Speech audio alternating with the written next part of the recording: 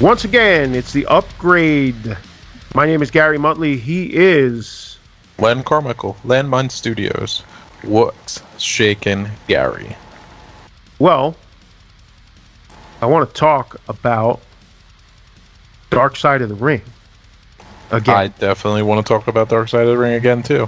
Because we did talk a bit about Dark Side of the Ring, and we got one episode, and we're going to keep talking about it because we like it, and we want to keep doing it. So I think it's going to be a regular topic of discussion on the upgrade. What do you think? I think it's a go. Let's get into it. Hey guys, so we're adding a little something on here because due to our production schedule, which sounds a lot fancier than just, the way we do shit, because we're so professional here at the upgrade, we're going to add a little something in here because after we recorded the last episode, there was another episode of Dark Side of the Ring, and we wanted to talk about it a little bit, and that was the one about, what was it, the collision in Korea? Was that what they called it? The collision in Korea. Dun, dun, dun. Now, I'm ridiculous, stupid wrestling fan, and I didn't really know anything about this at all other than the fact that it happened. Like, I remember hearing that, they did a show in Korea, something, and a few of the names involved, but I didn't know jack shit about it otherwise. So I'd imagine you probably didn't know much more than that. I didn't know anything at all about it, to tell you the truth. Literally, this was all brand new information to me. It was really funny the way that they told the story, and I thought it was apropos, based on our last conversation, the fact that Cold Scorpio was in the damn episode because we had literally just got done talking about Cold Scorpio. Yo, let me tell you, my opinion of Cold Scorpio went through the roof significantly because of this episode, and it was all in a positive direction because I always liked the dude, and he always seemed cool, but I had no idea that this dude was motherfucking gangster he is. Oh no, he is no joke. No joke. And I'm watching this and I'm just like, what? Oh yeah. What? So the collision in Korea, according to Wikipedia, I'm just gonna read this off real quick. Yeah. Collision in Korea, officially known as the Pyongyang International Sports and Culture Festival for Peace, was a professional wrestling pay-per-view event jointly produced by New Japan Pro Wrestling and WCW. There were 15 matches over 2 evenings on April 28th and 29th of 1995 at Mayday Stadium in Pyongyang, North Korea. It aired in North America on August 4th, 1995, when WCW broadcast a selection of 8 matches from the show on pay-per-view. And the second day of the event holds the record for largest attendance for any wrestling event of all time at 190,000 people. And the first day of the event holds the record for the second largest attendance, which is 165,000 people. Now, that is just an insane amount of people. We have to touch on it the way that they touched on it in the episode. Is that it's not like they paid to be there. They were not. They were not paying customers. They were required to. We'll call it required to be there. Yeah, but it's still this is how communist countries people work. Yeah, there were a lot of people with their eyes on wrestling for the first time. What I wonder is, did that actually kick up interest in wrestling in Korea after that? Well, North Korea specifically after that. I would imagine not, simply because I really question whether they were allowing anybody else to do wrestling. Right. And I know that they control the TV, so it's not like you can watch. Yeah, because because those guys are talking about being in the hotel and it's 3 channels and it's all political like, type political. shit. Yeah. And they were just fucking miserable. It was pre-internet. But yeah, I knew about this just in passing because it happened in 95, which is when I was completely out of wrestling. Yeah, I wasn't like fully watching wrestling in 95 at that point. I was very loosely watching wrestling. Like I was dabbling into the early 90s, and then at some point I just completely tuned out of it until 98. So I wasn't aware of this when it happened. Mm-hmm. But then I heard about it in passing over the years and was always aware that it had happened, but didn't know much about it and certainly didn't know all the wild shit that went on. But that's why this episode is so great, because it's one of those things that's not really talked about. It's a story that I don't think has ever really been told. And it's cool also because as a fan of Japanese wrestling, it was cool to see Antonio Inoki up in there and some of the other names that they don't necessarily talk about, but you see in the footage, like Bull Nakano, who's a very famous Japanese female wrestler. And also Scott Norton, who they interview a lot, who I was a fan of. I had no problem with Scott. I still got no problem with Scott Norton specifically. Just knowing that the Steiner brothers were there it blows my mind, because it's hard for me to put the two of them in that kind of situation and not see either one of them get killed by the guards in Korea, in North Korea, because hotheads. Well, this was still mullet Scott Steiner. Yeah, it was. But even then, wasn't Big Papa Pump Scott Steiner. But even then, he was still kind of crazy. See, I'm not surprised. So Ric Flair was there, and I am not surprised that Ric Flair just rolled with the punches the whole time, because he's a seat of his pants kind of dude, but he's also not like trying to rock the boat to get himself killed. His whole thing is, let's party, have a good time, and go home. Which is when they got to the end of the episode and he was kissing the fucking ground in Japan. Well, I'm like, yeah, I believe that 100%. You got to imagine that dude was doing no partying on that trip. No partying. So he must have been suffering. He must have been suffering. He must have been twitching, looking for a bottle somewhere. Yo, can we talk about two Cold Scorpio and Animal? I mean, and Hawk. And Hawk. Yo, and Hawk. I'll talk about that all day, because that was a mind blower. Mm-hmm. Well, first of all, just the fact that Scorpio was like, yo, well, I had heat with Flair. He didn't like Flair because he thought Flair. He still don't really like Flair. Yeah, he thought Flair got him fired because he was working for WCW. Then he got fired. He ended up in WWF for a while, and then he went back to WCW. But he also bounced around on the circuit. Well, he bounced around because you still had your territories also. Mm-hmm. And then from there, he ended up in ECW for a while. But this was before he went to ECW. So he didn't like Flair because he thought Flair got him fired. And then Hawk is rolling with Flair most of the time, because Flair, all those dudes are riding on a bus. Right. But Flair had his own private car because Flair was the top guy. Mm-hmm. Because Bischoff tells the whole story about he tried to get Hogan, and Hogan was like, no surprise. No, good. Because Hogan won't even put over dead dictators. Like, they would have told him, yo, put these flowers at the statue, and Hogan would have been like, nah, brother, I can't put over any dictators, brother. But Flair was like, yeah, I'll go. And Flair probably did it because he had never been there.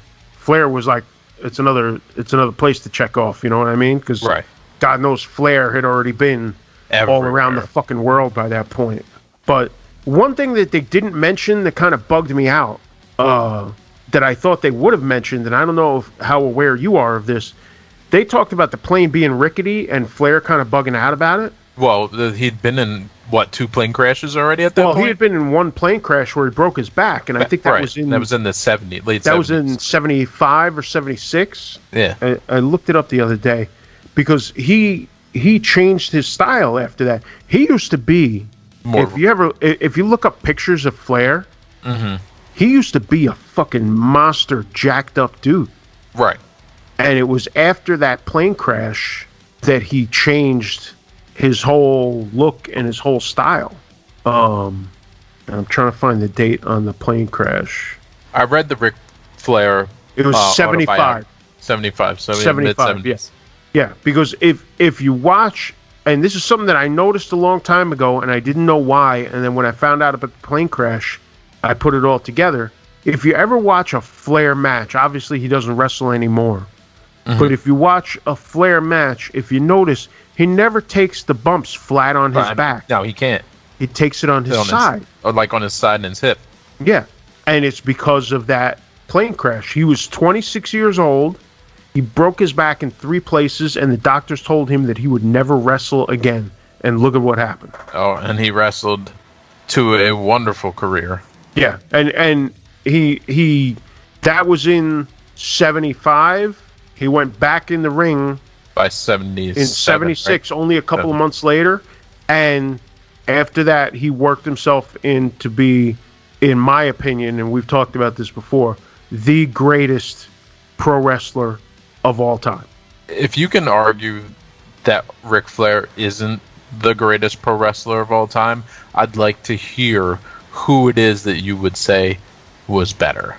And I'm talking about, you need to be able to do everything, which is you need to be able to do the talking, you have to be able to put people over, and you have to be believable as a personality. And there is nobody that was able to do all fucking 3 things.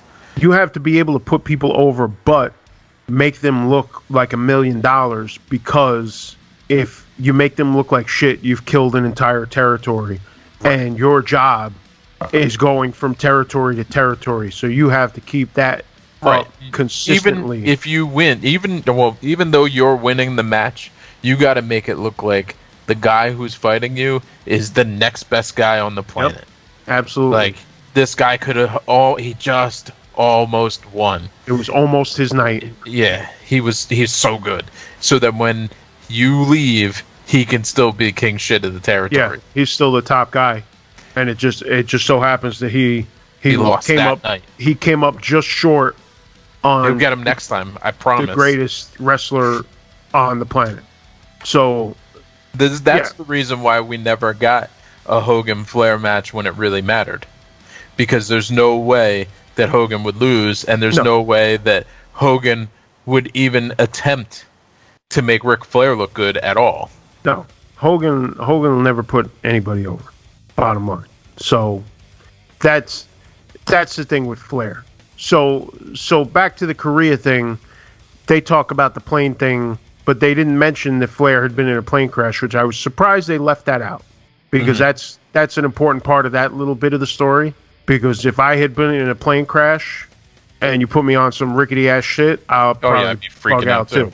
So that was an important part of that story. But yeah, so the whole thing with Scorpio is that he says he doesn't like Flair, and Flair is riding in his own car, and Flair has Hawk with him the whole time. So then one day Hawk gets on the bus with the other guys instead of going with Flair, and then Flair comes on the bus looking for somebody, and Hawk's like, "Oh, I think he's looking for me," and Scorpio says something like, "Yo, what did he say?" He was like, "Yo, let that bitch ride by himself," or some shit like that. Yeah, something like that. And Hawk's like, "What'd you say?" And Scorpio's he's like, "Which part did you not hear?" And then they start scrapping. And I mean, listen, Scorpio is not a small dude, but he's not a huge dude either. He's not Hawk sized. And on a side note, just because this is something that I was discussing with my girlfriend after watching it, Scorpio doesn't get enough credit because, as far as I know, and you may be more conscious of this than me, Scorpio, as far as I can think, is probably the first black wrestler to wrestle that more high-flying style. Because you had other dudes like Ron Simmons and... Yeah, I mean, they were more like Junkyard football Dog players that you had a lot of big dudes, but when it came to that high flying style that started to come in the early 90s, which was kind of a combination of like the Japanese style and the Mexican style, and it was more high flyer top rope type stuff as opposed to the ground stuff.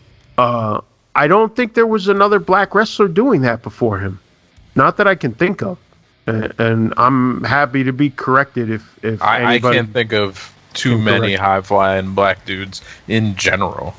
Yeah, I mean, you had Coco Beware, but that was late. I mean, later. Well, I mean, I guess that was kind of before, but he wasn't like a full on high flyer. He did one move, right?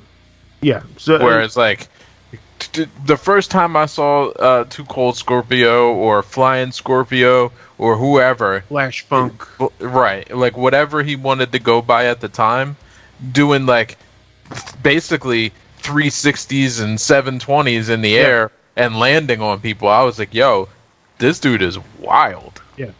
Because there's dudes now that work that style. Right. But there's always back been then dudes that worked that style. Yeah. There were more dudes as things progressed later on, like into the late 90s and onwards. Mm-hmm. But in the early 90s, I can't recall anybody else working that style. Yeah. Any black man working that style. So I think he doesn't get enough credit for that. Dude, you were saying that he's late. He's in his mid-50s and he's still out there wrestling now. Oh, sure. I've seen him over the past couple of months. I've definitely watched some indie shows online live that he's been on. I just saw him wrestle one like 2-3 weeks ago, I think. Okay. But yeah, I've seen him wrestle a bunch, and he's, what does it say? He's 55 years old now. Okay. And I mean, he shows his age a little bit as far as just it's hard not to at 55, bro. Of course. But only in looks. Like, you know, he's not in the same shape that he was when he was younger. But as far as movement, he could still go. Like, there's not any significant, like, he's not moving like super fast paced like New Japan style. Right. You know, he's not like working like a fucking Young Bucks match, but he's solid and he's having good matches with younger talent and he's able to hang. Well, I'm on his Wikipedia right now, and he was with the WCW through 92 through 94, and then he was actually at ECW from 94 to 96, then WWF from 96 to 99. Yeah, then back to ECW. He went back and forth a lot. But yeah, I watched him wrestle on a show from Las Vegas on the 15th. And then last month, April 9th, I watched him on another show from Florida. And then he was on a GCW show also the day before that. And yeah, and I saw him on another show back in February also. So he's been working pretty steady, looking at it. Yo, he won the World Tag Championships in WCW with Marcus Alexander Bagwell. Oh boy. Buff Bagwell. Ugh. What a fucking clown that dude is. I hated that guy. I really Everybody hated that guy. Everybody hated that guy. He also was a tag Scott team Steiner champion. tagged with him, and Scott Steiner hated that guy. He was also a GHC tag champion with Big Bam Vader. Oh yeah. Yeah, I love Big Bam Vader. We've not talked about that in the past, but I love the gimmick. I love the big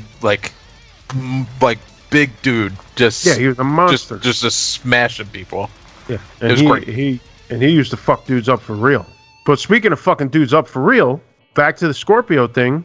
So Scorpio gets into it with Hawk because Hawk is like, "Yo, what did you say?" And Scorpio's like, "Yo, which part didn't you hear? That the dude is a bitch, or that he needs to go ride by himself?" And then the two of them start throwing down on the bus. It was perfect. And Hawk is no small dude, as we all know. At all. And Scorpio's like, "Yo, I don't give a fuck. Don't care at all." Scorpio said he almost had that dude's eye out. Mm-hmm. That's what made me think of Vader, because Vader's like knocked dudes' fucking eyes out of their socket. or that might have happened to Vader. I don't even remember. Yeah, I don't know. But dudes have gotten fucked up, and Scorpio was just like, "Yo, let's go right now," and then they split it up. And Scott Norton, listen, I like Scott Norton, but Scott Norton is making excuses for that dude. Of course, saying he's the medication and this and that. Oh, if he was 100%, he would have got Scorpio. And I'm like, nah. I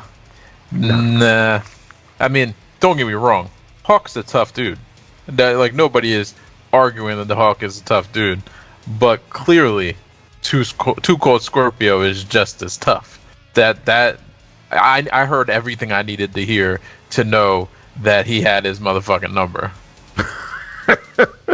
Like, I didn't need to hear anything else beyond that. Yeah, dude is so fucking gangster. He's talking about it's perfect. The shit with the chopsticks. Yo, just sitting there, fucking. He's like, yo, just sharpening them, making a shiv. And it's crazy that he's rooming with Chris Benoit of all people, and Benoit's like, yo, that's thinking about how things turned out. Yeah. In the future with Benoit, it's like you scared the shit out of Benoit. Now I'm looking at these lists of the matches, and it doesn't even look like Benoit even wrestled. He did. Well, he did? Yeah, he was under. Let me pull it up again, because was he under a different name? Yes. Is Wild Pegasus on there? Oh yeah, he was as Wild Pegasus. He was Wild Pegasus. Yeah, because that was the name that he used in Japan. Oh, okay. And the Pegasus Kid, I'm seeing. Yeah, that was the name that he had used when he was in Japan. Yeah, he was the Pegasus Kid and Wild Pegasus. Well, because he wrestled in New Japan in the late '80s and the early '90s. Yeah, he worked under a mask, and he was the Pegasus Kid, and he lost, and it was one of those things, one of those traditional things that he lost the mask also. Mm-hmm. So then he was Wild Pegasus without the mask. Without the mask. Okay. One of the things I like best about Scott Norton is that the man, that's his actual name. That's not a stage name. His name is fucking Scott Norton. Oh, yeah. It's great. Yeah. That dude is no joke. And he's one of those dudes, like, he worked in Japan more than he worked in the States. Mm-hmm. Because he was just a big fucking bruiser of a dude, and in Japan they love that shit. And that was all part of that whole thing that was part of this event, because WCW and New Japan worked together, then had a falling out, then started working together again, because through a good portion of the 90s, the mid to late 90s, there were guys in and out between the two companies because they had a working relationship. Right. So you had guys like Scott Norton that were back and forth. Well, I know that the Steiner brothers were back and forth. The Steiner brothers were back. Well, you had the NWO was kind of based on an angle that had been done in New Japan, but then they ended up having the NWO Japan also. Right. I think it was Masachono and a couple of other guys, and they would bring WCW guys over as part of that whole gimmick. So that was all part of it, but they had a working relationship, because that was when I first really got to see a lot of Jushin Thunder Liger and a couple other guys. Love that guy. Yeah. Love that guy. Loved him. We talked about it before, though. The Great Muta is one of my. He's in my top 10. Yeah, I was already familiar with Muta from the Territory days. But yeah, and as I've said on here many times before, seeing Muta and Liger face off in Madison Square Garden is the single greatest thing that I have ever witnessed live as a wrestling fan. And I don't think anything is going to match it. I'm sure. I mean, that's a killer match right there. And I met Flair, and that was cool, because I'm not a big autograph guy, and I'm not like a big, I'll meet guys, but I don't really go crazy about it. Mm-hmm. Just like we've talked about with the other music people that I met when I was working at the record store and stuff. It's cool, but I'm not trying to tell people yo, I met Ric Flair.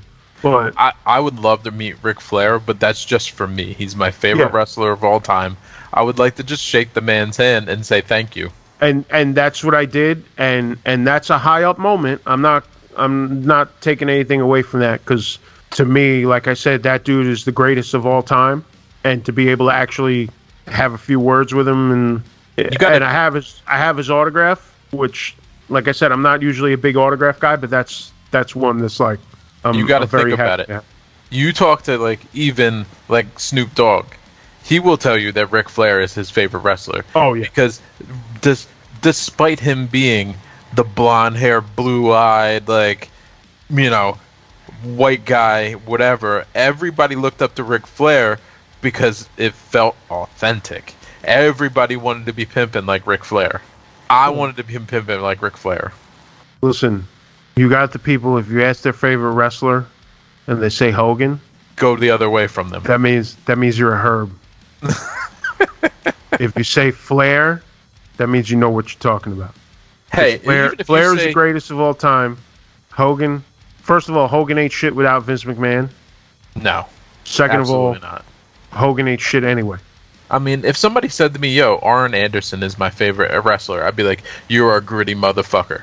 That's what I would say to that person, because that's what I think of when, because Arn Anderson looks like your fucking gritty ass uncle who will wrestle the fucking raccoon in the backyard and then grill the motherfucker when he's done. And that's something negative, because Arn not negative to not meant to be negative. I'm just saying, he looks like the guy that can get some shit done with no feelings. For real. Because there's a few guys like that have that reputation. He's one of them. Because, for real, do you know the story about him and Sid Vicious? No. This is a well-documented story, but I'm gonna try to make sure that I get it right. So I'm looking it up real quick. This is an incident that's too short to really do a full Dark Side episode about. Mm-hmm. But if they did Dark Side of the Ring shorts, this would be the one.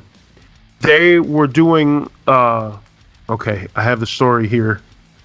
According to the account of Colonel Robert Parker, who used to manage Sid, this was in Blackburn, United Kingdom. Sid was heading to the WCW show in England overseas without his steroids and knew he was not able to take them. Since he took, quote, an awful lot of stuff, Sid was, quote, ready to explode. Sid insulted Arn while they were at a bar along with Steve Austin. Okay. They tried to laugh it off. This was 1993, by the way. They tried to laugh it off, but it kept going on. Arn then threw a drink at Sid, which caused the altercation to intensify. This caused a number of agents to stop the scuffle, forcing the bar to close and the wrestlers to go back to the hotel room. As the superstars went back to their room, Arn began trimming up his beard. However, God damn it. However, Sid was not done yet, as he tore up a chair, grabbed a leg off of it, and proceeded to Arn's room. Sid knocks on the door, Arn answers, and Sid offers to go to bed on better terms by shaking hands. Arn agrees and opens the door, and then Sid hits him with the chair leg. A brawl ensued outside the room, where Sid had the chair leg in preparation to continue to beat Arn with it. But Arn, since he was trimming up his beard, Arn took the scissors and stabbed Sid with them. So they fight over the scissors. This is what happens when you got a lot of roids and a lot of cocaine. The two fight over the scissors until Sid gets them while Arn runs to the elevator. The elevator did not come fast enough, and Sid caught up to Arn and stabbed him. According to Colonel Robert Parker, he stabbed Arn 30 times, with meaning, I think, to kill him. Well, I mean, if you once you get past one, it's starting to get. Parker stated that the incident was certainly induced by the effects of steroids and that Sid most likely regrets that it ever happened. Parker stated that he talked to Eric Bischoff and Sid was let go from WCW as a result of the incident and because he inflicted so many stab wounds on Arn Anderson. Ridiculous. Absolutely ridiculous. Yeah. Yo. There's more to the story, and it's just insanity. But supposedly, by the way, you know who it was that grabbed Sid and stopped him? Who? And I didn't know this until reading this just now. Who grabbed Sid and said, "Hey man, you're killing dude. Too Cold Scorpio." Cold Scorpio. Right back to him again. And Sid didn't even realize that he himself was stabbed until after Scorpio stopped the whole thing. Ridiculous. This is just the most ridiculous story. Sid stated that he was asked whether he wanted to press charges, and he rejected. He was asked again and was told by the cops that Arn did not have a scratch on him, which prompted him to then press charges. However, he was told by somebody else that Arn was in bad shape, and then he rescinded that. And then Sid stated in a follow-up interview that he had apologized to Arn when he went back to WCW. Ridiculous. Just ridiculous. And supposedly, after that was when he went to the WWF, and supposedly they called him Psycho Sid because of that incident. But yeah, that's a fucking wild-ass story. Yo, I have always, like, Sid Vicious is a wrestler. He's like one of those people that I don't trust. So you know how like we've had this conversation, like, okay, Bernard Hopkins, dude I don't want to be in a room with. Sid Vicious is a dude I don't really want to be in a room with, because I actually, like, I look at him and there's something in his eyes where I'm like, this guy ain't really all in there. Roids? Yeah, roids. I will say, though, go ahead, because I'll tell you a story. I did love the Skyscrapers. Him, Dan Spivey, him and me and Mark Callis, which also is the Undertaker. Yep. So, like, both versions of that, I did love the Skyscrapers. I hated him in the Horsemen. I was like, you don't have the class to be in the Horsemen. No. Like, you have no business being in the Four Horsemen. No, definitely not. I will say this: Sid was limited in what he could do. He could be the big guy, right? But I think ECW, when ECW had him for a while, which I saw live, it was perfect, because one of the things with ECW was that Paul Heyman was very good at using the strengths and hiding the weaknesses of his guys. So Sid couldn't really work in a company like that where you got all these dudes that can work serious. You know what I mean? So what they used to do is so funny. They would book the ECW shows, and late in the show, you'd have a fucking jobber match. You'd have two duds going against each other. Right. And the first time, everybody's like, why the fuck is this match so late? Like, you know, after New Jack and shit. And after the first time, you knew why, because there was a dude that was he was a manager in ECW. His name was Judge Jeff Jones. And the judge was his whole gimmick. So he would come out in the judge's robes with the gavel and all this shit. So he came out, said some shit, and then he points to the curtain, and all of a sudden Sid comes out, and Sid just chokeslams the fuck out of both the jobbers, and the whole place goes wild. Fucking insane. Right. And they did that a whole bunch of times, and he only maybe had a handful of matches with the company, but that was their way of covering the fact that he's not really an actual wrestler. He's not going to have a particularly good match. But the crowd would go wild, because after a while, late in the show, you've got, you know, Schmuck 1 versus Schmuck 2, and everybody's just like, we want Sid. We want Sid. And then come out here and regulate real quick. All of a sudden, Jeff Jones comes out with judge shit, and everybody's like, ah, because they know what's coming. Right. And it was perfect, because the way they did it, it's like Heyman had the crowd in the palm of his hand, because he knew exactly how to get them to fucking get pissed off, and he knew exactly how to get them to blow the roof off the place. So that was just another example of that, and it was great. It was so funny, and I fucking loved it. I saw it happen live a bunch of times, because it's like, why are they having these dudes out? Oh wait. Well, when he was in the Skyscrapers, he was actually a better wrestler then. Yeah. But he was a young man at that point. And his knees weren't gone. By the time you see him in like 94, 95, 96, and 7, when he returned to the WWF, his shit was done. He could barely walk. Yeah. And they were, I mean, like, it was obvious he couldn't keep up. So all he would do is take the bumps and then hit the power bomb and be out of there. Yeah, power moves was the whole thing. But that was the way it was with a bunch of those big dudes. Just hit a couple of power moves and that's it. But I will say, Sid was by far, and I didn't see it. I saw it on TV. I wasn't there live, but by far the worst injury I've ever seen on a wrestling show. Oh, that fucking leg break. I don't want to talk about it beyond me just saying it, please. It's nasty. Nasty. Oh, it was the worst because I watched the pay-per-view live on Sunday night. Mm-hmm. And then all of a sudden, like, he did the top rope thing, but the camera angle, you didn't see anything. And then all of a sudden, they rushed the thing out because I think it was Animal from the Road Warriors came out, and Scott Steiner came out, and the whole ending of it didn't make any fucking sense. And then the next day on Nitro, showed it on TV. They show it from a different angle, and then it's like, oh fuck, yeah, like nope. Like we were talking about with The Handmaid's Tale, like where you just had to step away from it for a little bit, like. Mm-hmm. I just had to step away for a few minutes. I was like, fuck. Yeah. Fuck. Well, that's how I felt when I saw the fucking Chris Weidman leg break the other day. Oh, man. Because I was just those two, like that one and the Anderson Silva one. And I mean, it's so fucking weird to me that they both broke the exact same leg, the exact same way, like, and did the exact same thing. Step back and fall down. And then, dude, like, it happening to Chris, I think I mentioned it before. I feel like it's karma for the shit he talked about, like, setting it up. Yeah. We practiced that. You know, we were out there to inflict pain. I don't care that his leg is broke. Like, bro, you can't run around and say that.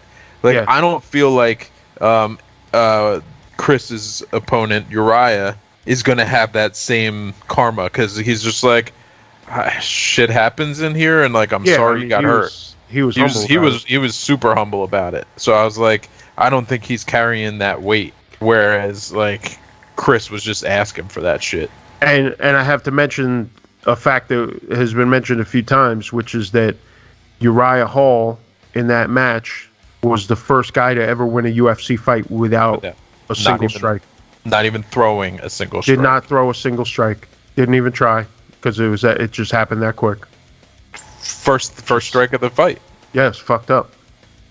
Crack. Ugh. I did see other. So gross. I did see one other injury live that was not quite at that level, but not far from it. Mm-hmm. It was an early Ring of Honor show in Philly, and the guy landed bad on a dive to the outside and broke his ankle. So his foot was actually pointing in the wrong direction. And that was fucked up. It's legs and feet that really fuck me up. Aren't like if you break your arm or your hand, I'm just like, yeah, that's gross, but whatever, and I move on with it. But the legs and the feet, I'm just like, ugh, I can't take it. It's so fucking gross.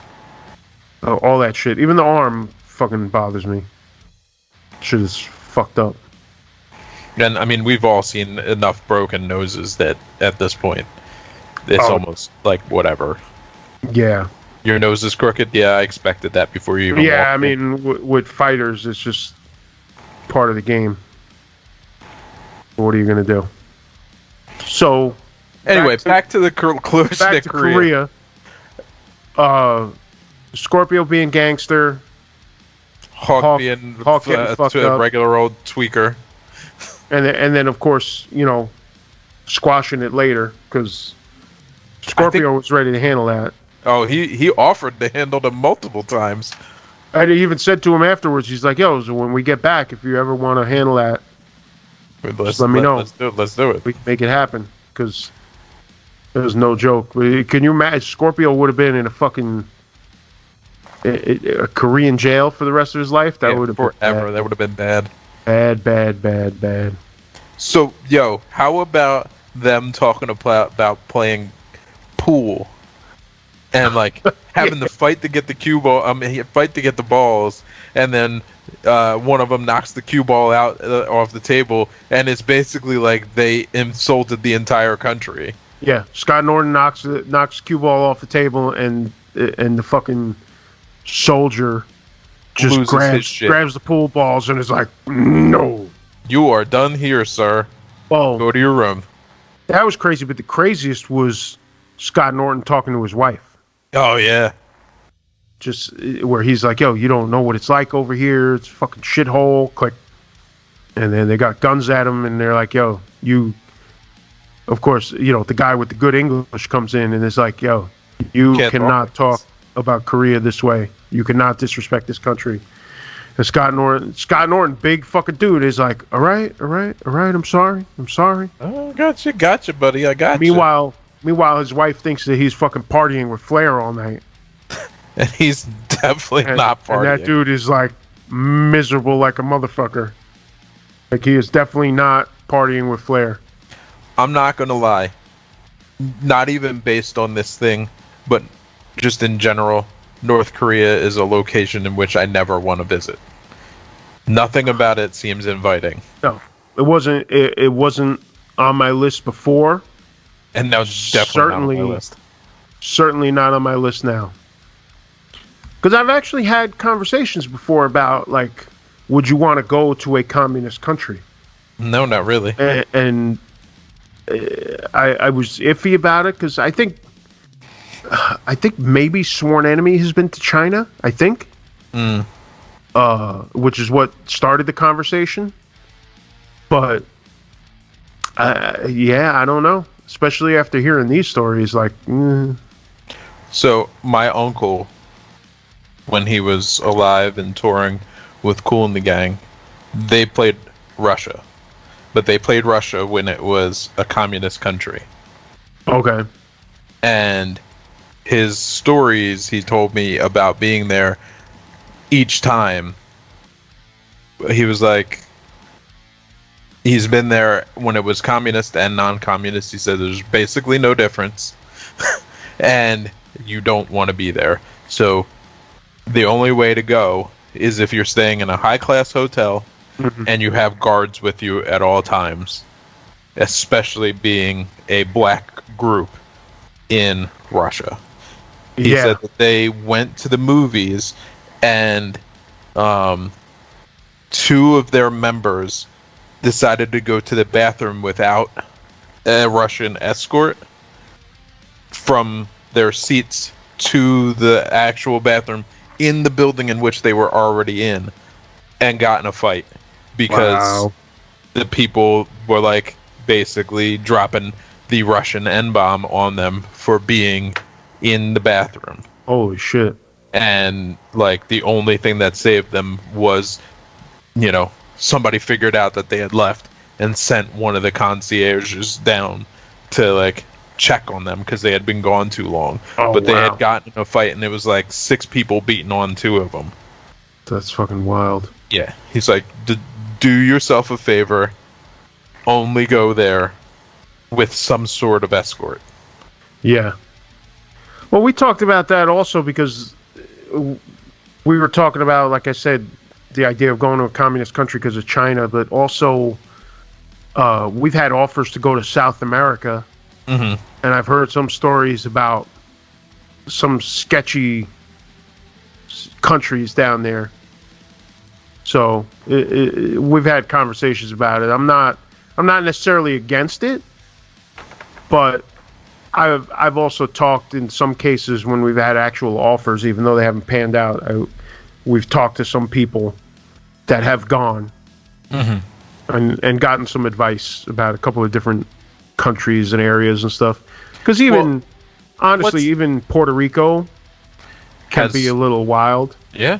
But even Japan, for sure, places that are a little wild because you got Yakuza over there.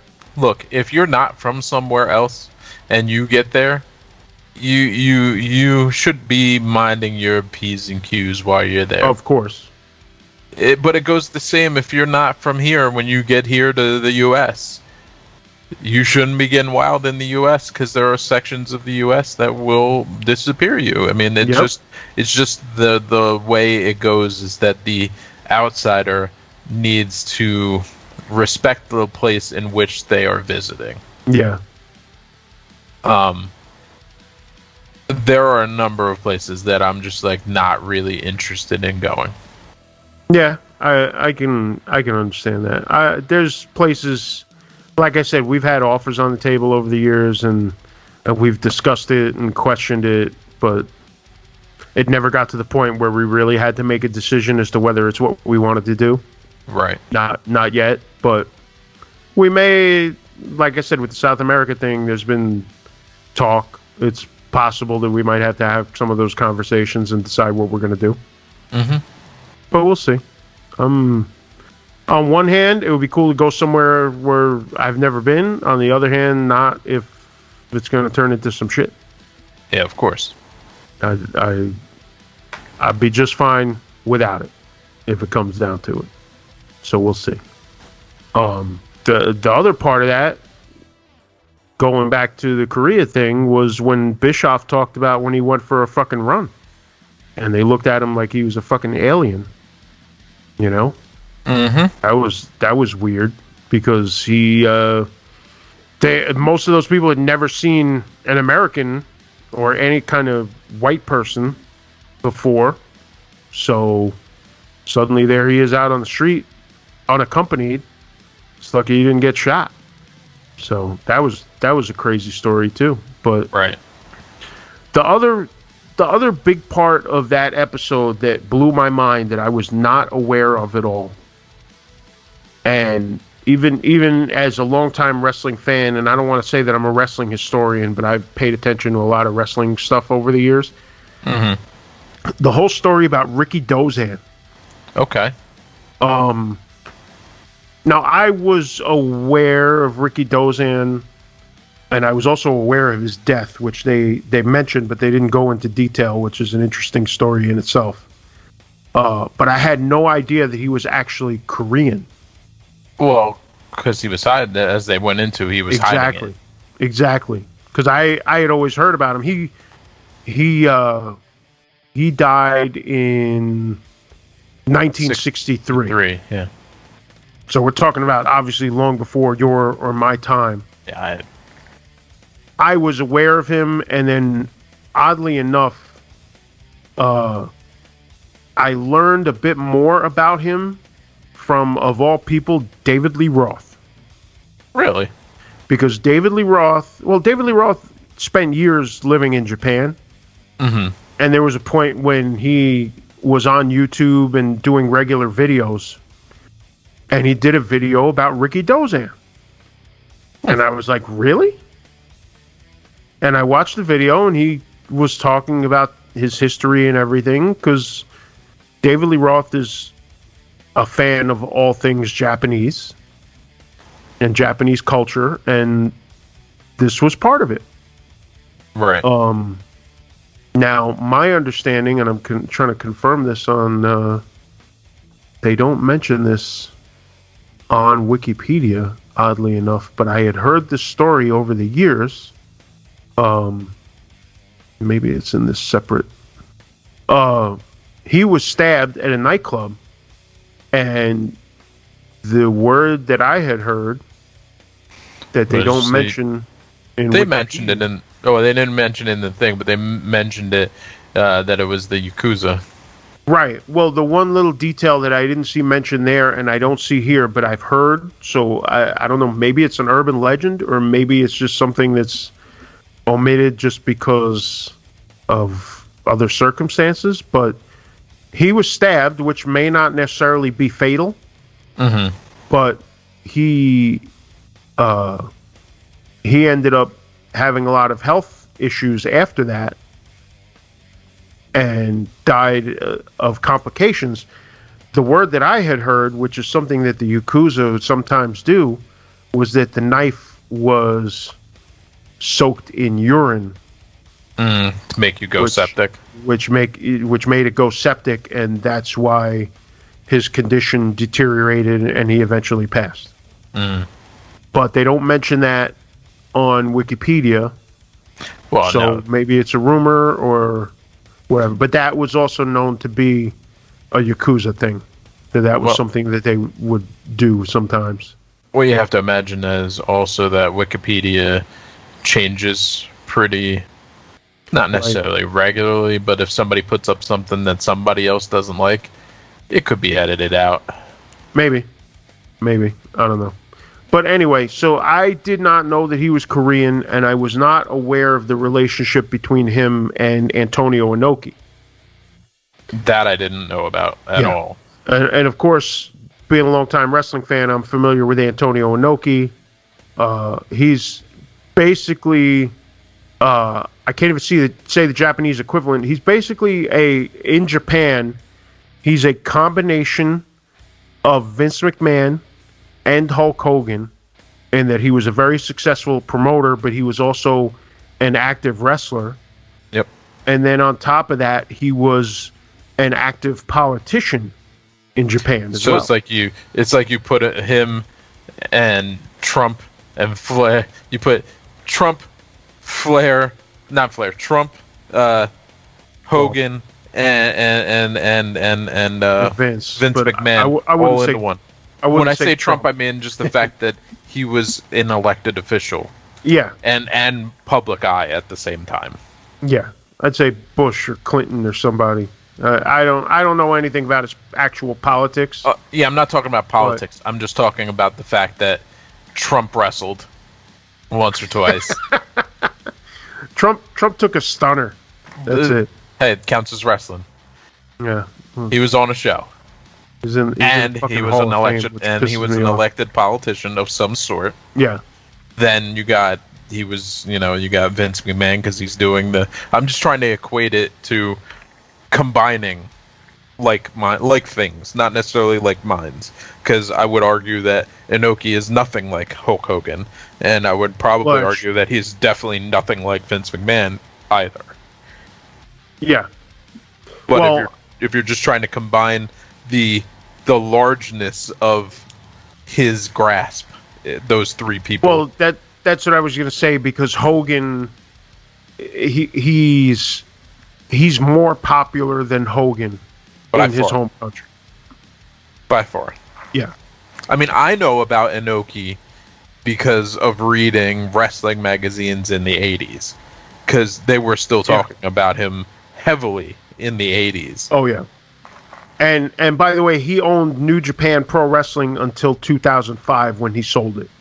Okay. So he started that company in 1972 and had a very successful 33-year run with that company.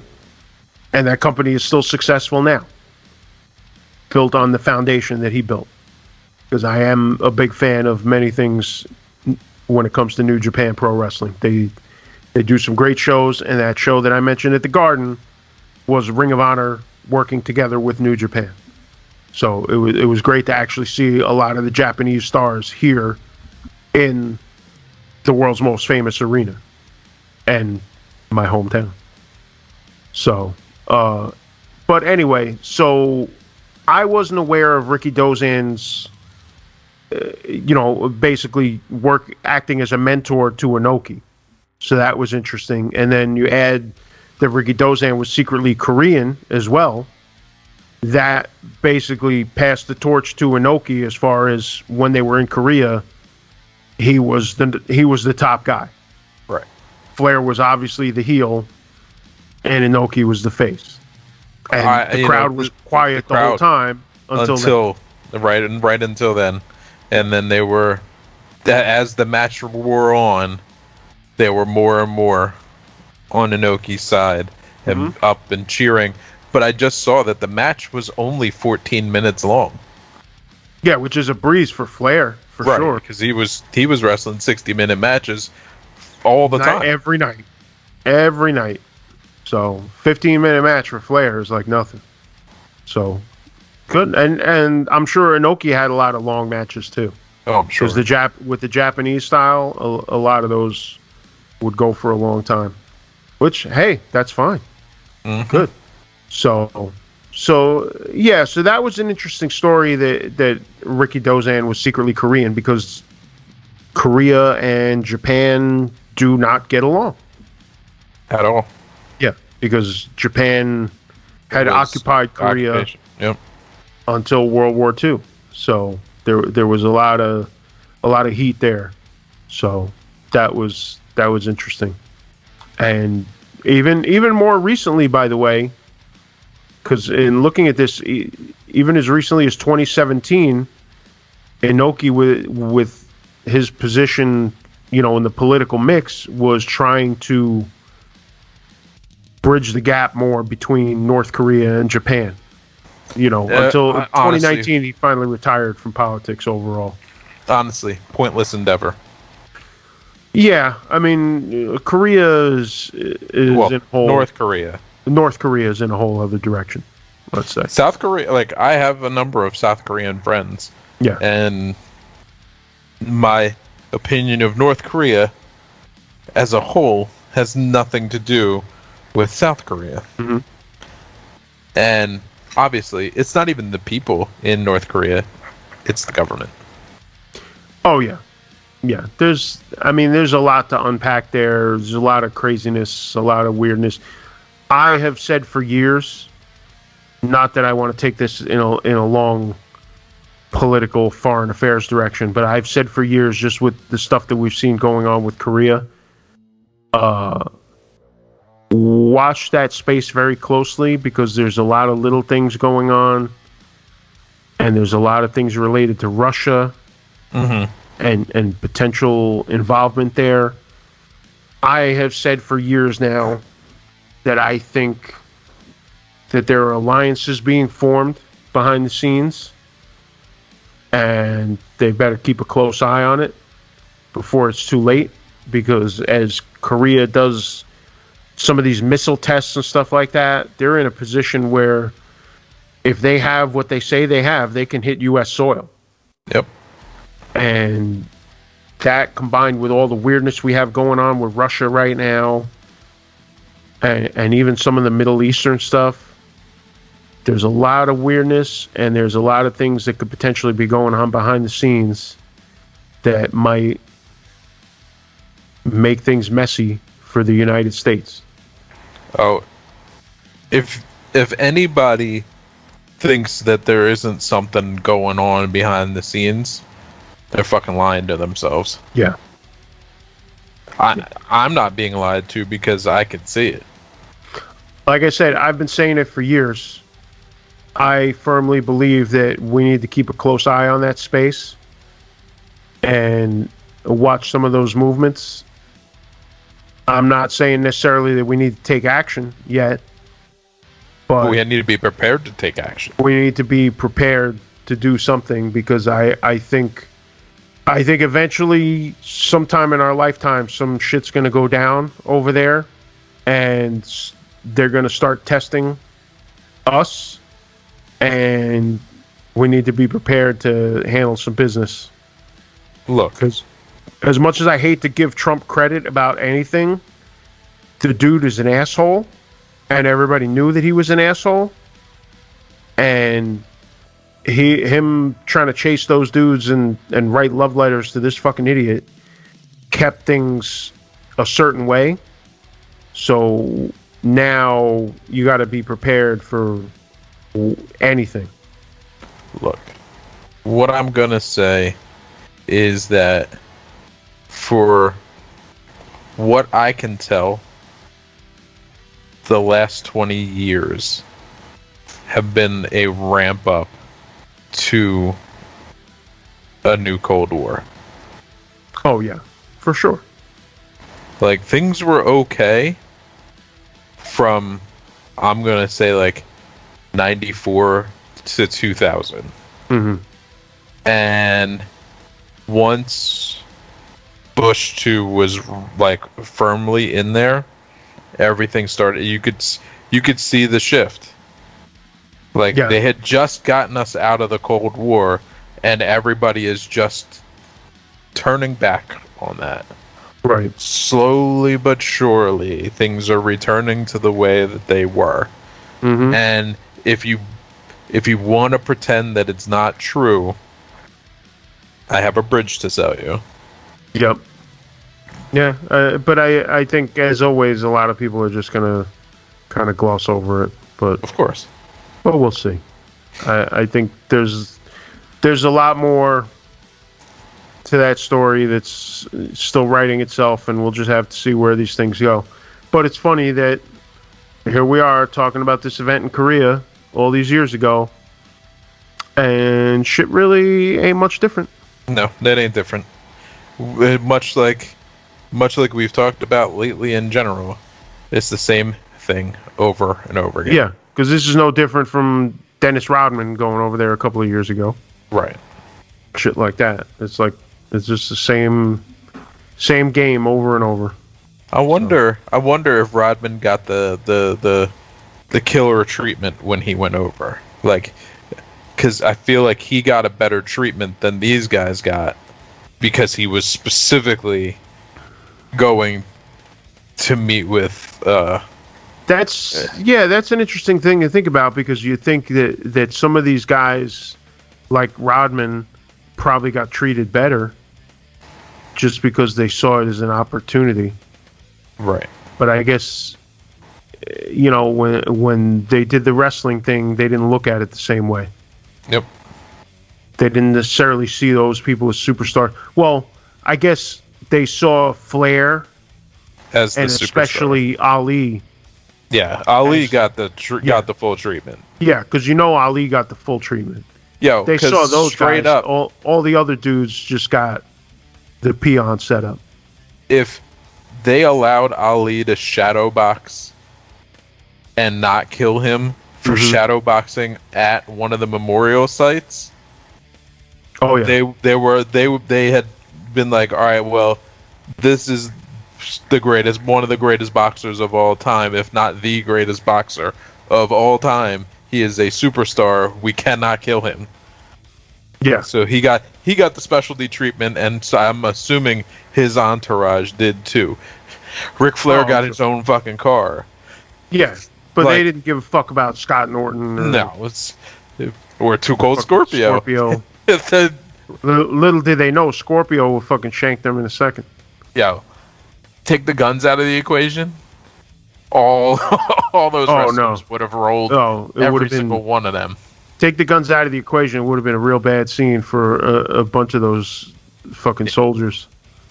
It would have been bad. They would have gotten handled very badly. But yeah, so that was overall a very interesting episode, talking about something that, like we said, neither one of us was really much aware of. So it was pretty cool, and I think overall there might be one or two other episodes that are like that with stuff that we're not really that familiar with. Yeah, I know broke you don't my like rule. to look. Oh, you did? Because it's just to see, because like I wanted to bring up this episode, but to get to this episode, I had to go to the Wikipedia, and now I can see. You saw the other stuff. The other ones that are coming up in the next couple weeks, so I could see 3 of them that are coming, which is Ultimate Warrior, Grizzly Smith, and Dynamite Kid. Which I'm well aware of Dynamite Kid and Ultimate Warrior. I know who Grizzly Smith is, but I'm not like up on that. So that's going to be new for me. Yeah, that's another one. I know some of it, but not like I don't know enough of it to really be too conversational about it.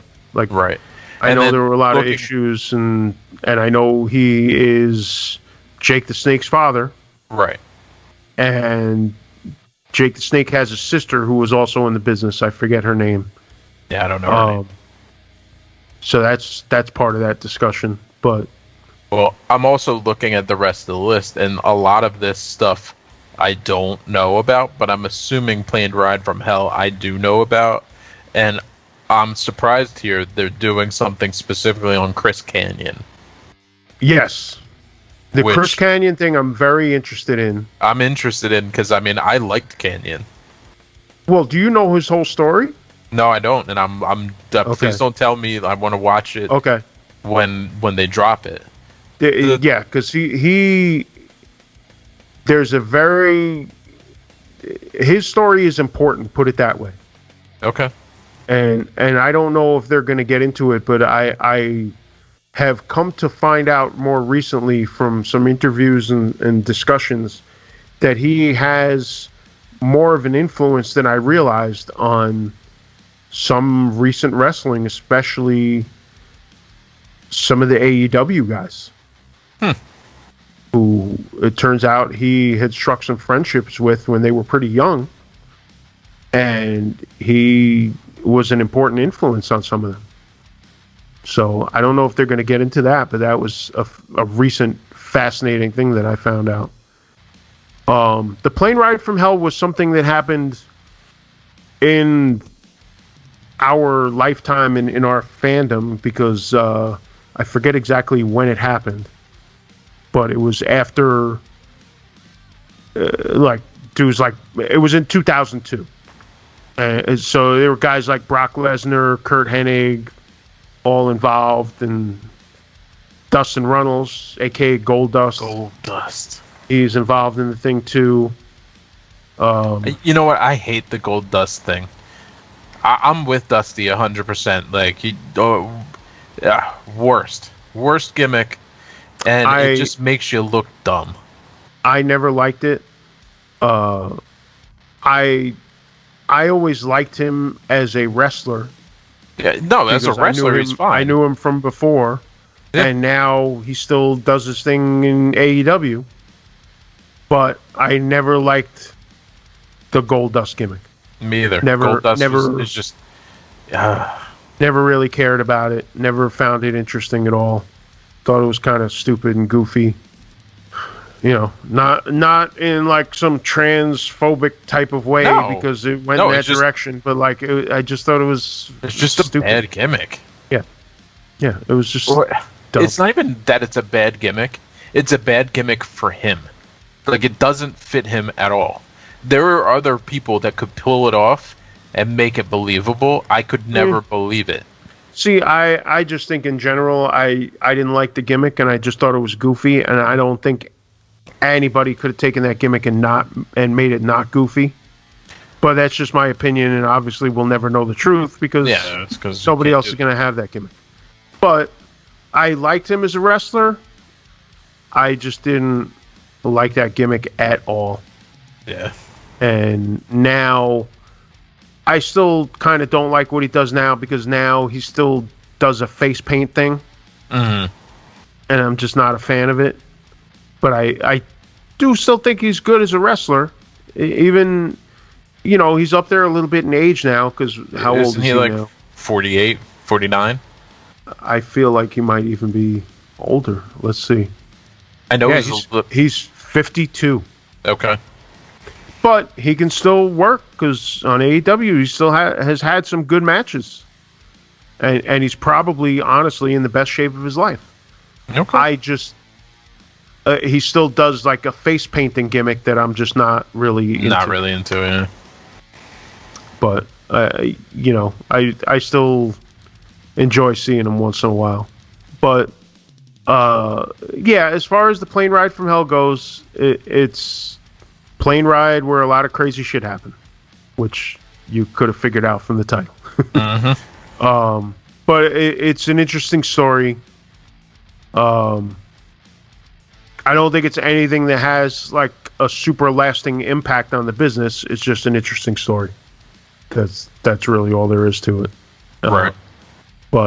And Dynamite Kid is a crazy story. Yeah, that's gonna be a great one. That's gonna be a great one. Yeah, that's gonna be a good one, just because that dude is well known to be a total asshole.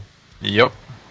And when he started to have his health problems, nobody felt bad for him, because he was just known to be such a complete dick. So there should be some very interesting stories coming out of that. And then what else was there? Let's see here. Ion Cryotaru. I don't know. I can't even say that last name, but I don't know anything about it. So that's going to be new for me. US versus Vince McMahon, which should be perfect. Because they're going to trash him. The Ion thing, I don't even know about that. Luna Vachon is going to be probably pretty good. Oh, that Ion thing is interesting. That's something that I'm completely unaware of, but just looking. Yeah, I mean, looking at it. He was known as Bruiser Bedlam. So when you say that name, okay, I recognize that name, but just glancing at the Wikipedia, there's a lot of stories there that I was not at all aware of. Well, I'm going to leave it to them to tell me the story, and then I can dig backwards. As I said, the plane ride from hell should be pretty good. Luna Vachon, I'm in on that. One. That's going to be a good one. Extreme Pro Wrestling, I enjoyed that. XPW. Well, here's an interesting thing, and this stems from the Nick Gage episode. XPW, and also they're doing an episode about Frontier Martial Arts Wrestling, otherwise known as FMW. Mm-hmm. FMW was a deathmatch promotion in Japan. Mm.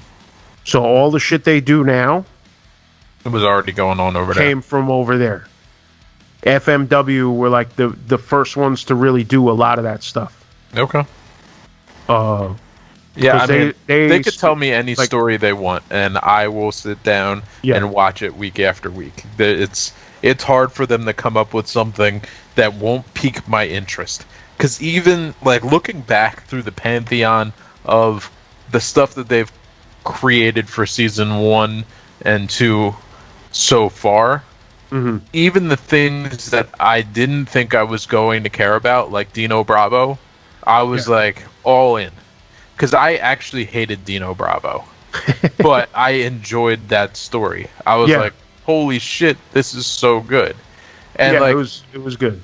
I didn't really care about him either way. Gino Hernandez one like 3 times. Yeah, I wasn't even really familiar with Gino. Me either. Like I had heard the name. I had read the name in papers. I knew when Gino Hernandez died, but it didn't mean anything to me because I wasn't able to watch any of those matches back then. Yeah, same thing. I knew the name, but I didn't really know much of anything about the guy. But the storytelling is so good that they pull me in. Absolutely. They pull me in. Absolutely. The FMW one is going to be good because they were a good 10 years ahead of the States as far as any kind of deathmatch wrestling. Mm-hmm. They were doing exploding barbed wire shit like in 1990. Which you didn't really see that stuff until the end of the 90s here. So that'll be a very interesting story. And then and XPW, they didn't do as much of the deathmatch stuff. I wouldn't call them a deathmatch promotion. They were trying to be ECW towards the end of ECW, and then after ECW folded, but there's a lot of story there because the guy that ran it had a porn company and was a wannabe gangster, and there was a lot of real wild shit that went on with all of that stuff. So there's some very interesting stories to be told there. And then what else? Luna Vachon is a great story. The McMahon steroid trial is on here too. That's why I said U.S. versus McMahon. That's going to be a great one. That's going to be a wild one because there's a lot of interesting stuff from there, including the breakdown of the relationship between Hogan and McMahon. What I'm going to say is that I love the fact that they're telling the story as real as they possibly can because they're not affiliated with anyone, so they can just tell it. Well, it's funny you say that because I have not watched any of them yet, but A&E has been doing documentaries about a bunch of wrestling personalities. Yeah, I saw, but I haven't watched them yet. I haven't watched any of them, and I'm not really rushing to do it because they are all done in conjunction with WWE. Yeah, then they're not telling the full fucking story. Yeah, which means you're not getting the real story. You're getting a lot of whitewash shit. Yep. Filtered out, and I'm not with that. Like, maybe tell me the whole fucking story. I would have enjoyed some of those, but now that you've given me the alternative, where I can get the real deal with stuff like the Dark Side of the Ring stuff, I'm not interested in some Vince McMahon fairy tale bullshit. No, not at all. Like, I don't need the whitewash version. Tell me the real deal. Yeah, give me the real deal, the blood, the guts, all the dirty shit. That's what I want. I don't want some whitewashed nonsense that has everybody getting along great, telling me that Macho Man and fucking Hogan patched up when the only source of that is Hogan. Yeah. Fuck out of here. When we know he's a fucking liar. Well, he's a You hear me, liar. Hogan? You're a fucking liar. Yeah. Fuck him. It's bullshit. Worst thing ever was that they let him induct fucking Savage to the Hall of Fame. It's disgusting. Just gross. Absolutely disgusting. One of the worst things ever. All based on that bullshit. Fuck that. But yeah, I'm not interested. Now, like I said, you give me the alternative. You give me Dark Side of the Ring, where they get deep into it and they're not influenced by any of the parties involved, and they're showing you all the dirt, all the ugliness. Fully on board. Yeah, that's what I want. I want the real deal. I don't want some nonsense. Yeah. So, all right. I'm curious to get your perspective because we'll wrap up with this. Do you have in your head any stories that you would like to see them do in the future? Stories I would like them to do in the future. Because you're not crazy behind the scenes wrestling fan to nearly the level that I am, but I'm interested in your perspective on it coming from that totally different angle. Honestly, I would love to see one on either the 1-2-3 Kid specifically, or the formation of D-Generation X. Okay. Because the group of them almost make no sense together. And I like, but it worked so well at the same time. Right. And there have to be stories behind the scenes around that whole situation that would be very interesting for me. I would love to see one on Wahoo McDaniel. Okay. That would be great because he wasn't actually really a Native American. Like, yeah. A lot of people don't know that. There's just like so much on that. I mean, if you're gonna dig back for old guys, give me a fucking Dusty Rhodes run, bud. Like, I love him. I don't even care if it's just fan service. Would love to watch it. It doesn't have to be fully dark for me to love it. Yeah. Yeah, I was thinking about it, and there's a few stories that I could think of. Some of them they're already doing. There's some indie stuff that I'd be interested in, and then there's some guys that you think about, like maybe, but then they've already got it covered in their own thing. I would love to see them, and they'll never do it just because it's already locked down, especially with the footage and stuff. I would love to see them do their own take on the death of WCW. Yeah, that would be good. Because, yeah, Vince did his own thing, but it's kind of whitewashed. And as we know from history, you know, the winner writes the story. So there's a lot of stuff that's not talked about that was going on behind the scenes. Because the truth is, WCW was on top for a while. Oh, for sure. Beyond that, in the same vein, I would love to see another take because it's been done in various ways, but I'd love to see what these guys would be able to dig out. And it gets harder every year, as we know, because look at the people that have passed recently. I would love to see them do their own take on ECW as well. Because there's a lot of stories there that I'm sure haven't been fully told. But as I said, a lot of those guys are passing right before our eyes. So those stories are going to be harder and harder to get. Because some of these guys, who knows how much longer, like guys like Sabu and the Sandman. Oh, dude. Who knows how could be any day time we're going to have with guys like that. I also would love to see a story about the beginning of Ring of Honor, because I don't know how much you know about the history of Ring of Honor, but in the early days there was some serious controversy that threatened to kill that whole company. Do you know about that at all? No, I don't. Okay. Ring of Honor was started by a guy named Rob Feinstein. And he was the guy, he used to have RF video. They sold all the VHS copies and then eventually went to DVD of all the old wrestling shows, especially the old ECW shows. Like, they had shows that they would not record themselves. Like, ECW wouldn't record them, and RF Video would sell fan cam versions of some of these shows. And they made a huge business out of it.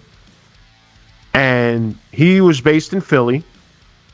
So, as he was selling all these videos, he would also record and sell other, like, small independent promotions. So being in Philly, he was very tied into the Northeast indie scene because a lot of the same guys would go work the independent shows in the Northeast, especially like New York, New Jersey, Pennsylvania. Right. So the guys that I would see at the Elks Lodge for like a USA Pro Wrestling show would also be working in Philly for like Combat Zone or some other promotions down there. So Feinstein got the idea to start his own company. And he's specifically mentioned in the past that some of the early indie shows that I went to at the Elks Lodge were some of the things that really inspired him to start his company. And when he started it, some of the guys that he started it with are still in the business now. If you watch AEW and you see guys like Christopher Daniels, or if you watch WWE and you see a guy like Daniel Bryan, who was Bryan Danielson, these were the guys that were main eventing the first Ring of Honor shows. Okay.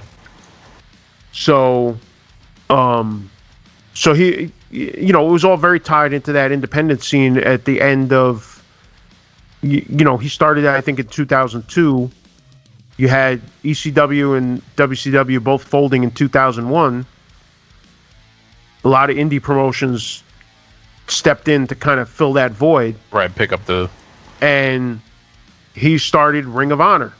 And Ring of Honor came out of the gate with all the top talent from the Northeast indie scene, making a big splash, and was going for a couple of years. And then Rob Feinstein got himself in trouble. It wasn't Catch a Predator, but it was some similar thing that was local in Philly. He got caught. He was talking to what he thought was a young boy online who was like 14 or something, talking about, like, sending him pictures of himself with The Rock and saying that he knows a lot of the wrestlers and stuff. And basically he was going to meet this kid for sex. Oh, Jesus. And he showed up at the house to a camera crew and then basically did the dip and tried to run away with people in his face like, why are you coming here to meet young boys? So was it the have a seat guy? No, it wasn't. Okay. It wasn't, because that was To Catch a Predator. It was yeah. It was something similar, but it was local specifically to the Philadelphia independent scene. And this was in 2004. Okay. So they had all the chats of like this guy trying to be cool, sending pictures of himself with The Rock and all these other wrestlers that the kid would know, but it wasn't a fucking kid. So he shows up, gets ambushed by the camera crew, fucking takes off, and then it's all over the news. So because of that, he had to sell Ring of Honor and RF Video. He built them up in those 2 years. He built it up to be a huge fucking wrestling company. Right. Because you had WWF on top, and with ECW and WCW out of the picture, you had this huge like void. The next thing. So you had places like Combat Zone and some of these other independent companies trying to get a little bigger, but Ring of Honor, with the video connections and everything, established themselves suddenly as like the number 2 promotion in the country because they had the top talent. But then he had to sell it because of all this mess, because suddenly there were guys that would not work with that company anymore if he owned it. So it was a big, huge mess. He eventually bought back his share of RF Video, but he has never been involved with Ring of Honor since then. Okay. But it would be very interesting to see an independent telling of that rise from when they started in 2002 to that 2004, because they built up so quickly, and then that happened, and it was a big, huge mess. They obviously progressed past it, but that was because he sold the company. So there's a very interesting tale to be told there. And that would probably be the one that I would most like to see told independently, because obviously a lot of people will give you a different spin on it, but right. A lot of people would talk. A lot of people wouldn't talk because Rob is still in the business. You know, doing the video stuff, and he's got a lot of connections, different directions still. Because only recently will you have people canceled in the wrestling business. It used to be, there were guys over the years on indie shows that I always heard about, indie shows that I went to, where I heard stories about this promoter ripped off this person, this promoter ripped off that person, but then that person would still stay in the business and people would still end up working for them. And that was something unique to the wrestling business. It was just one of those things. And I didn't care because I never worked in the wrestling business. But it's kind of a weird thing. But I would really love to see an independent telling of the RF Video story with all of the dirt and all the mess. Because despite all of that, I mean, you can't take away from him the fact that that dude built a company in a very short amount of time, built that company up to be huge, and they still are a big part of indie wrestling today. They're owned by a media company. They're owned by Sinclair Broadcasting now. They went through a few different owners over the years, but they're currently owned by Sinclair Broadcasting, and they do have a significant television presence across the country. So they are still a strong wrestling company right now. So you can't take that away. They've got, I mean, at this point we're looking at 20 years now the company's existed. And a lot of the stars that you see on TV now came through there in one way or another. Like I went through a list recently with my girlfriend because I was explaining to her some of the history of Ring of Honor. And like most of the top guys in AEW and in WWE, and especially when you get to the smaller, well, not so much with the smaller companies. The smaller companies, those guys will end up in Ring of Honor. Like there's a couple of GCW guys that have gone to work on and off with Ring of Honor. But when you look at AEW, a lot of their top guys worked in Ring of Honor. WWE, a lot of their top guys, you know, like I said, Daniel Bryan, Seth Rollins, AEW, you go to the Young Bucks, Kenny Omega, Colt Cabana, all these guys have all worked in Ring of Honor. Right. So their pedigree is there. They have a reputation for being able to pick up and build a lot of big talent. So I would love to see somebody tell that story. Beyond that, I don't know. You know, there's guys, of course, like the Iron Sheik, but they did a documentary about him already. Right. I would love to see something about CM Punk also. Hard to do with Vince owning so much of it. That's always the problem. But he did have a long history in Ring of Honor. Yeah. And it would be interesting if you could work around the fact that Vince has a lot of the footage. It would be interesting to tell Punk's story of why he left and the aftermath of that. It would be nice if it had happened. Into Well, that's what I was going to say, that like they could talk about him getting into MMA, but that's not, there's no happy ending to that story. No, not at all. It would be nice if that story had a happy ending. I think it's at the point now where if he doesn't get back into wrestling soon, it's never going to happen. And I think that's a shame, because I think there's a great story there if he would return. I think his story wasn't finished, and I think it would be a damn shame if it just ended the way that so far it has. So maybe that combined with a happy ending, that might be something good for them. That and there's not much drama to it, but I think it would be cool to see somebody tell Hacksaw Jim Duggan's story too. Yeah. Because if you don't know, he's a cancer survivor. When he was in WCW at one point, he was diagnosed with cancer, and obviously he worked himself out of it. And that's a good story to tell. I mean, they've been talking to Jake the Snake. Love to see an actual story on Jake, even though they are doing his dad. Would love to see the story on him, because he's also had some ups and downs. Yeah. The only thing with the Jake the Snake story is that a lot of it has already been documented. But I guess they could have their own sort of take on it. Right. I wouldn't be against it. But I will say that the last time he was on, I don't remember whether it was this episode or another episode.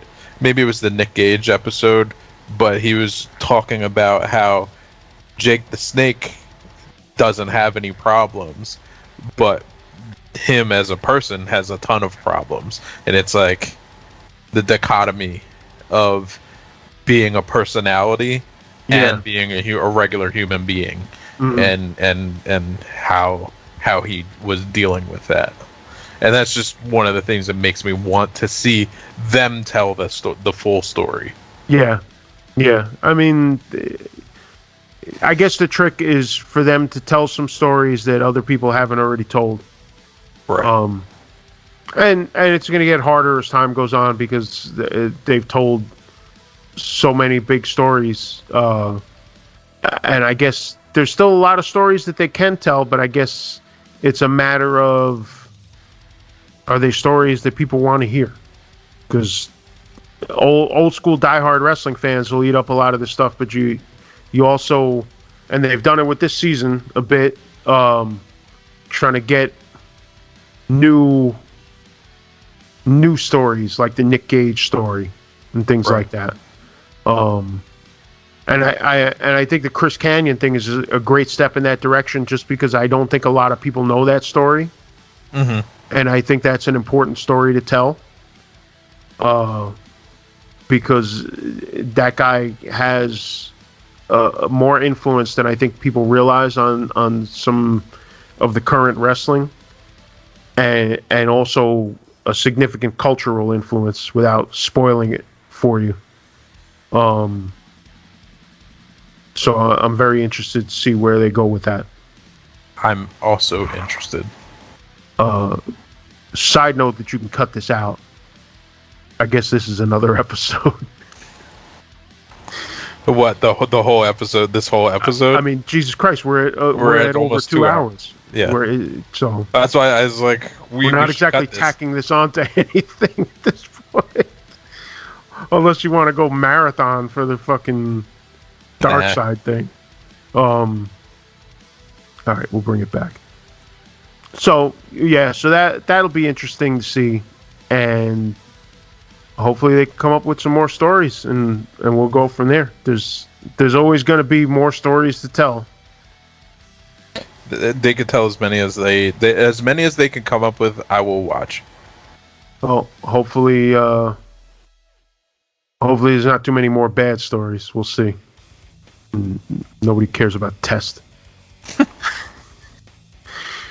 But anyway. Hey, they could tell the Droz story in full. You know what? That was one that I thought about before, and I meant to say it, and then it slipped my mind. That the Droz story would be interesting. I mean, they already touched on it. Yeah, they showed him for a little bit, but that would be an interesting story to tell. just leading into. I mean, you already see part of it in Beyond the Mat, the beginning of it. But I mean, they again, you have to imagine that only the diehards have seen that.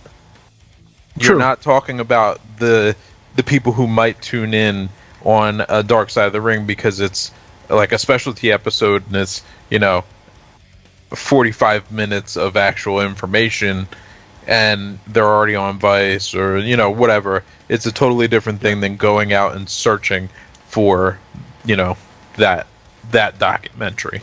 Well, that's a trick because they're riding the line between serving diehard nerds like me and telling stories that other people actually care about, because there's plenty of stories out there that they could tell that I'll go nuts about that nobody else will give a fuck. Yeah, for sure.